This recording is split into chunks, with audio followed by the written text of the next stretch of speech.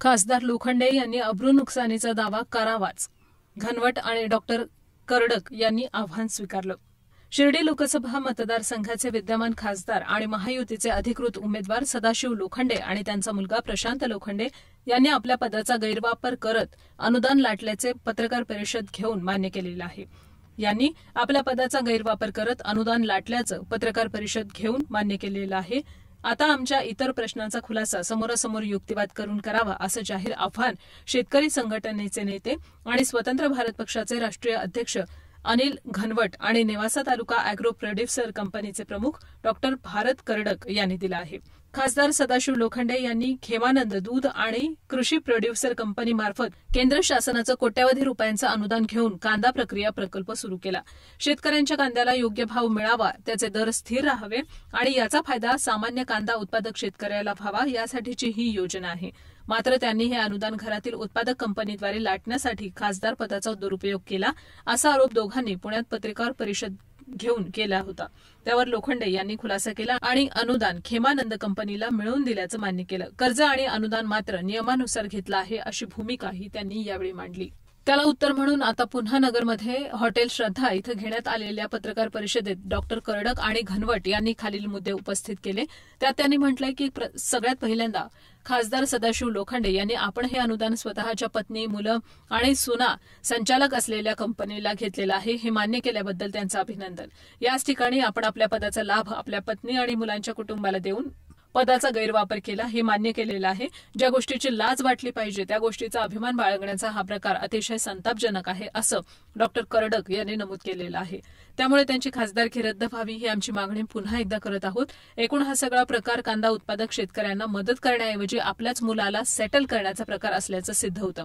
त्यामुळे कुटुंबाला लाभ दिल्याबद्दल आपली खासदारकी रद्द का होऊ नये अशी विचारणा आम्ही महामहिम राष्ट्रपती आणि माननीय लोकसभा अध्यक्ष यांच्याकडे केलेली आहे. आपण हे सगळं शेतकऱ्यांसाठी केलं म्हणता, पण करताना शेतकऱ्यांसाठीचे 16 कोटींचं अनुदान स्वतःच्या घरातच का घेतलं? अजबच पद्धत आहे शेतकऱ्यांसाठी काम करायची. शेतकऱ्यांना याचा काय उपयोग झाला? किती कांदा खरेदी झाली? त्याची रक्कम किती होती? अनुदान किती घेतलं गेलं? हे आकडे काही जुळत नाही. 4 वर्षांपासून 32 कोटींचा प्रकल्प उभा करत आहात. तिकडे 20,000 कोटींचं नवं संसद भवन बांधून तयार झालं, 1,500 कोटींचं श्रीराम मंदिर बांधून तयार झालं, पण आपल्याकडून काही 32 कोटींचा प्रकल्प उभा राहिलेला नाही. शेतकऱ्यांसाठी करायचं तर मग मतदारसंघातले शेतकरी पुत्र भेटले नाही का?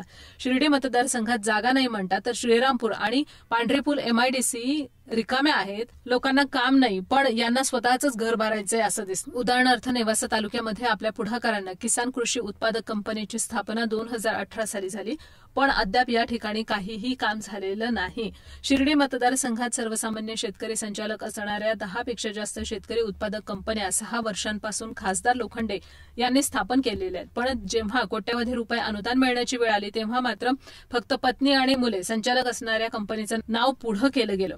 कंपनी कायदा 1956 किंवा 2013 असला तरी प्रोड्युसर कंपनीची उद्दिष्ट समान आहेत. संचालकांवर जास्तीची जबाबदारी टाकून कंपनीला अधिक सभासदाभिमुख करण्यासाठी 2013चे बदल करण्यात आलेले आहेत. आपण या बदलांना हरताळ फासलेला असल्याचं सिद्ध झालेलं आहे. एखाद्या कंपनीमध्ये जर 6 वर्ष काहीही उलाढाल नसेल आणि अचानक एक दिवस ती कंपनी कोट्यवधींच्या अनुदानाचा लाभ घेत असेल तर ती गोष्ट संशयास्पद आहे. एलिजिबिलिटी नक्कीच काहीतरी वेगळी होती असं म्हणावं लागेल. कंपनीच्या 2016 किंवा 17 पासूनच्या आर्थिक उलाढालीचा तक्ता सोबत उपलब्ध आहे. सर्वसामान्य शेतकऱ्यांना कर्ज देण्यासाठी बँका 150% किमतीचं बिगर शेती मालमत्ता तारण म्हणून मागते. 32 कोटी रुपयांच्या प्रोजेक्टसाठी 48 कोटी रुपयांची संपत्ती तारण ठेवावी लागली असावी असं आम्हाला वाटतं. 2014 आणि 2019 सालच्या निवडणूक प्रतिज्ञापत्रात लोखंडे कुटुंबियांनी दाखवलेली संपत्ती आणि कर्ज मिळवण्यासाठी बँकेला तारण दिलेली संपत्ती यांची आकडेवारी काही जुळत नाही. 2014 आणि 2019 मध्ये आपली संपत्ती अनुक्रमे 4 आणि 10 कोटी असताना 48 कोटींचं तारण आपण कसं दिलं हा प्रश्न लोकांना पडलेला आहे. सामान्य माणसाला बँकेचं कर्ज देण्याचा वेगळा न्याय आणि खासदारांच्या शून्य उलाढाल असलेल्या कंपनीला वेगळा न्याय याची देखील चौकशी करण्यात यावी. राजकारण्यांच्या मुलांनी व्यवसाय करू नये का? नक्कीच करावा, पण शेतकऱ्यांचं कोट्यवधी रुपयांचं अनुदान स्वतःला घेऊन राजकारणाचा धंदा करू नये एवढीच अपेक्षा.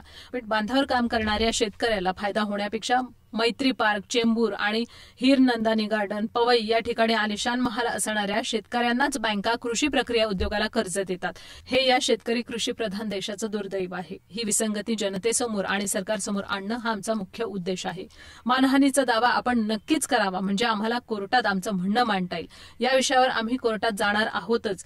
राजकीय पदावर असल्यानं निर्माण झालेल्या मक्रुरीला न्यायालयीन आणि संविधानिक मार्गानं आव्हान देऊन या देशात कायद्याचं राज्य असल्याचं दाखवून देऊ. प्रभावशाली व्यक्तींच्या कंपन्यांना वेगळा न्याय आणि सामान्यांच्या कंपन्यांना वेगळा न्याय याची न्यायालयीन चौकशी होऊनच जावी, हा आमचा मुख्य मुद्दा आहे. या विषयावर राष्ट्रीय पातळीवर चर्चा घडवून आणण्यासाठी आम्ही या विषयाची कल्पना ज्येष्ठ समाजसेवक माननीय पद्मभूषण अण्णा हजारे यांना देणार आहोत. या उपरही आपली चर्चेची तयारी असेल तर समोरासमोर बसून पत्रकार परिषद घेऊ, अन्यथा आपण आपल्या पदाचा राजीनामा देऊन निवडणुकीतून माघार घ्यावी, असं जाहीर आव्हान या दोघांनी त्यांना दिलेलं आहे. शेतकऱ्यांचं उत्पन्न वाढवण्यासाठी केंद्र सरकार, राज्य सरकार विविध योजनांमार्फत शेतकऱ्यांना, शेतकरी उत्पादक कंपन्यांना अनुदान देऊन त्यांना आपला उद्योग उभं करण्यासाठी सहाय्य करत असतं.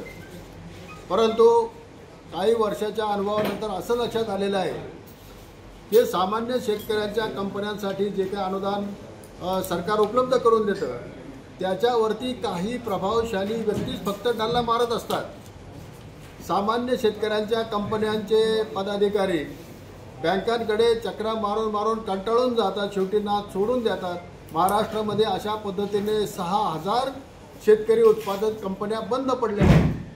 परंतु ज्या कंपन्यांमध्ये आमदार खासदारांच्या कुटुंबियाची लोक असतील, मंत्र्यांच्या कुटुंबियामध्ये लोक असतील, त्यांचे जवळचे मित्रमंडळी असतील, त्यांच्या कंपन्यांना कोट्यवधी रुपयाचं कर्ज सर्व नियम धाब्यावरती बसवून करोडो रुपयाची सबसिडी यांना कशी मिळेल अशी सगळी व्यवस्था आज आपल्या देशामध्ये झालेली आहे. आणि याचा शोध घेताना आम्हाला कागदोपत्री एक पुरावा आढळला. तो खासदार सदाशिवराव लोखंडे यांच्या कुटुंबियांची एक कंपनी आहे. गेली 6 वर्ष ती कंपनी निष्क्रिय होती, त्याचा बिलकुल टर्नओव्हर नव्हता. तरीसुद्धा त्यांना 32 कोटी रुपयाचं कर्ज देऊन 50% सबसिडी म्हणजे 16 कोटी रुपये त्यांना देण्यात आले. आणखी एक भाग याच्यामध्ये असा आहे की शेड्यूल कास्ट मागासवर्गीय तरुणांना बीज भांडवल मिळावं, कॅपिटल मिळावं म्हणून व्हेंचर कॅपिटल फंड नावाचे एक निधी आहे. तो या गोरगरीब तरुणांना मिळावा. 1 कोटीपर्यंतची त्याची लिमिट असते. परंतु खासदार लोखंडे साहेबांनी त्यांच्या मतदारसंघातल्या कुठल्याही मागासवर्गीय तरुणाला याचा फायदा मिळवून दिला नाही. स्वतःच्या मुलांना, सुनेला तो फायदा मिळवून देऊन त्यांनी हा पैसा आपल्या या प्रोड्युसर कंपनीमध्ये वापरलेला आहे. अशा पद्धतीने जर सामान्य जनतेच्या करातून आलेली रक्कम, हा निधी, हा जर फक्त आमदार खासदारच लाटत असतील तर हा मोठा गंभीर विषय आहे. प्रश्न फक्त खासदार सदाशिव लोखंडेंचा नाही आहे. भारतभरातल्या अशा पद्धतीने वितरित झाल्याच्या कर्जाच्या आणि अनुदानाचा अभ्यास व्हावा, त्याची चौकशी व्हावी आणि याचे खरे लाभार्थी कोण आहेत याची शहानिशा करून ते जनतेला कळालं पाहिजे, ते जाहीर केलं पाहिजे, अशी आमची याच्यामध्ये भूमिका आहे. याच्यामध्ये आम्हाला राजकारणाशी काही देणं घेणं नाही. सगळ्या पक्षाचे आमदार, खासदार याच्यामध्ये अडकले असावेत असा आमचा संशय आहे. आज आमच्याकडे IQ बातम्या आहेत, त्याच्यावरती आम्ही कोणाचं नाव घेणार नाही. ज्या दिवशी आमच्या हातामध्ये ऑथेंटिक कागदपत्र उपलब्ध होतील त्यावेळेला आम्ही या सगळ्यांची नावं जाहीर करू. सध्या तरी आपले समाजसेवक पद्मश्री पद्मभूषण हजारे अण्णा यांच्याकडे आम्ही एक याची प्रत देत आहोत. त्यांनी सुद्धा आम्हाला या प्रकरणामध्ये मदत करावी अशी विनंती करत आहोत. तसेच महामहिम राष्ट्रपतींना, लोकसभेचे अध्यक्षांना आणि पंतप्रधानांना पुन्हा आम्ही एक पत्र देणार आहोत. याचबरोबर बँकिंग अथॉरिटी, नाबार्ड यांना सुद्धा या प्रकरणी सखोल चौकशी करून दोषींवर कारवाई करण्याची आम्ही विनंती करणार आहोत. काळ आहे, सर्व पिकांवरती वेगवेगळ्या प्रकारची निर्बंध लागले. पण त्याच्यामध्ये स्टॉक लिमिट असतील, त्याच्यामध्ये निर्यातबंदी असेल, अनावश्यक आयाती असतील, काही पिकांवरती राज्यबंदी असेल. या सगळ्या अत्याचारामुळे शेतीमालाचे भाव पडलेले आहेत. आज कांद्यावर, साखरेवर, गव्हावर, तांदळावरती, सर्व तेलबिया, सर्व कडधान्यांवरती निर्यातबंदी आहे. गहू, तांदूळ, साखरावरती आजही स्टॉक लिमिट्स आहेत. कांद्यावरती कधीही लागू शकतात. अशा परिस्थितीमध्ये शेतकऱ्यांचं उत्पन्न दुप्पट व्हायच्या ऐवजी निमपट झालेलं आहे. आता त्याची आकडेवारी सुद्धा आम्हाला उपलब्ध होतीये, किती कमी झालं ते अधिकृत. दुसरी गोष्ट अशी आहे की एक लोकशाही राष्ट्र आहे आणि लोकशाही राष्ट्रामध्ये विरोधी पक्ष सुद्धा तितकाच मजबूत असणं फार गरजेचं आहे. परंतु ज्या पद्धतीने महाराष्ट्रामधले विरोधी पक्ष फोडण्याचा कार्यक्रम झाला, त्यांना आमिष दाखवली गेली, ईडीची आयटीची धमकी देण्यात आली आणि विरोधी पक्ष कमजोर करण्याचं काम केलं गेलं. केंद्रामध्ये काँग्रेस सारख्या देशव्यापी पक्षाचे तुम्ही खाती गोठवता, त्यांच्या नेत्यांना तुम्ही तुरुंगात टाकण्याची व्यवस्था करता. आम आदमी पार्टी सारख्या पक्षाला अडचणीत आणण्यासाठी तुम्ही त्यांचे अनेक नेते तुरुंगामध्ये टाकलेले आहेत. तर अशा पद्धतीने लोकशाहीचा हनन करण्याचा कार्यक्रम भारतीय जनता पार्टी करते. म्हणून असा पक्ष पुन्हा सत्तेत येणे देशाच्या हिताचं असणार नाही. म्हणून या पक्षाला मतदान करू नये असं आवाहन आम्ही सर्व जनतेला करत आहोत. दुसरी बात आहे, मग पाठिंबा कोणाला द्यायचा? पाठिंबा द्यायसारखाही कुठलाही पक्ष नाही. महाविकास आघाडीमध्ये जे पक्ष आहेत त्याच्यातले अर्धे लोक तर आता भारतीय जनता पार्टीमध्ये गेलेले किंवा हे कधी भाजपमध्ये असलेले आज महाविकास आघाडीमध्ये सुद्धा आहे. आणि सगळ्यांचं धोरण एकच आहे, सत्तेमध्ये यायचं आणि पैसा कमवायचा. त्याच्यामध्ये असला एक प्रकार आहे. हे सगळे जे काय भारतामधले खासदार असतील, आमदार असतील, यांनी अशा पद्धतीने सरकारी निधीचा अपव्यय केलेला आहे, लूट केलेली आहे आणि याच्यासाठी हे यांना आपण निवडून देत नाही. दुसरी गोष्ट अशी आहे की गुन्हेगारीकरण झालेलं आहे. सगळ्या देशाच्या राजकारणाचं गुन्हेगारीकरण झालेलं आहे. अधिकृत आकडेवारी अशी आहे की जवळपास 50% खासदार, आमदार हे कलंकित आहेत. यांच्यावरती खुनाचे, दरोड्याचे आणि बलात्काराचे आरोप असलेले आज खासदार आहेत. आपल्या रेसलर ज्या महिला आहेत, तरुणी होत्या आणि त्यांनी आरोप केला, त्यांचा विनयभंग झालेला आहे आणि एक मंत्री त्याचा आरोपी असताना त्याच्यावरती कुठलीही कारवाई होत नाही. त्या बिचाऱ्या आपल्या स्पोर्ट्समन लोकांना बिनशर्त माघार घ्यावी लागते. ही फार मोठी दुर्दैवाची गोष्ट आहे. तुम्हाला सत्तेतले योग्य वाटत नाही, विरोधी योग्य वाटत नाही, मग नोटाला तुम्ही मतदान करण्याचं आवाहन करणार का? नाही.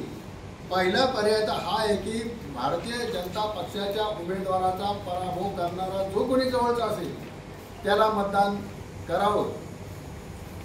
शेतकरी संघटनेचे, स्वतंत्र भारत पक्षाचे पदाधिकारी, कार्यकर्ते बिल्ला लावून, झेंडा घेऊन कोणत्याही पक्षाच्या, म्हणजे तो महाविकास आघाडीचा घटक असेल किंवा मग महायुतीचा घटक असेल, यांच्या प्रचारामध्ये उतरणार नाही. कुणी अपक्ष असतील आणि ते चांगले स्पर्धेमध्ये असतील, निवडून येण्याची शक्यता असतील, तर त्यांना आम्ही समर्थन करू, त्यांना निवडून आणायचा प्रयत्न करू. या प्रस्थापित आमदार, खासदारांना विरोध करणे ही आमची भूमिका आहे. एक पूर्ण बदल घडवण्याची गरज आहे देशामध्ये आणि तो घडवायचा असेल तर हे सत्तेतले प्रस्थापित बाजूला हटवण्याशिवाय दुसरा पर्याय नाही.